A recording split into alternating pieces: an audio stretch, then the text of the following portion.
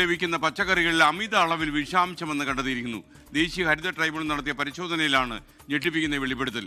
കീടനാശിനികൾക്കൊപ്പം lead, zinc അടക്കമുള്ളവയുടെ സാന്നിധ്യം കണ്ടെത്തി കഴിഞ്ഞു.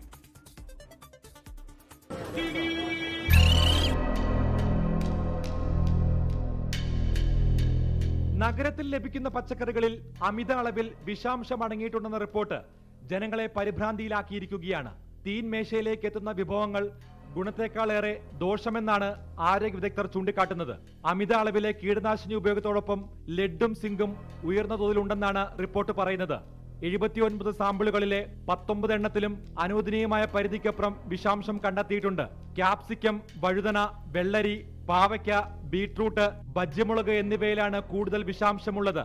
എല്ലാം വിഷം അടിച്ചു വരുന്ന സാധനം തന്നെയാണ്. പക്ഷെ വാങ്ങിക്കാൻ നമുക്ക് നിവൃത്തിയില്ലല്ലോ. ഇവിടുന്ന് വാങ്ങിച്ചുണ്ടോ നമ്മൾ പിന്നെ അതുപോലെ അത് ക്ലീൻ ചെയ്തൊക്കെ യൂസ് ചെയ്യുന്നു. നമുക്കുള്ള സ്ഥലത്ത് കൃഷി ചെയ്യാനുള്ള സൗകര്യം ഇല്ലതാനും നാട്ടിലോട്ട് ഇത് തന്നെയാണ് പോകുന്നത്.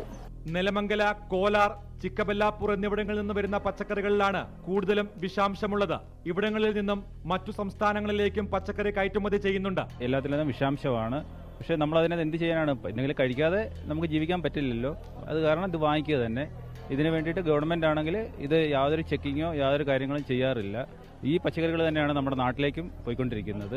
അമിതമായ കീടനാശിനി ഉപയോഗം മണ്ണിനെ മലിനമാക്കിയതാണ് ഈ സ്ഥിതിക്ക് കാരണമെന്നാണ് വിദഗ്ധർ ചൂണ്ടിക്കാട്ടുന്നത്. പച്ചക്കറികളിൽ മാത്രമല്ല കുപ്പിവെള്ളത്തിലും അമിത അളവിൽ ലെഡിന്റെ അംശം കണ്ടെത്തിയിട്ടുണ്ട്. മാരകമായ വിഷാംശങ്ങൾ അടങ്ങിയ പഴങ്ങളും പച്ചക്കറികളും മാർക്കറ്റുകളിൽ വ്യാപിക്കുമ്പോഴും അധികൃതരുടെ ഭാഗത്തുനിന്നും യാതൊരു നടപടിയും ഉണ്ടാകുന്നില്ല എന്നാണ് ഉയരുന്ന ആക്ഷേപം.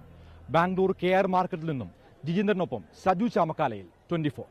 ലോകത്തെവിടെയായാലും ഏത് സമയത്തും 24 വാർത്തകളും ഓഗ്മെന്റഡ് റിയാലിറ്റി പാക്കേജുകളും എക്സ്പ്ലെയിനറുകളും വിശദമായി കാണാൻ ഞങ്ങളുടെ യൂട്യൂബ് ചാനൽ നിങ്ങൾക്ക് സബ്സ്ക്രൈബ് ചെയ്യാം.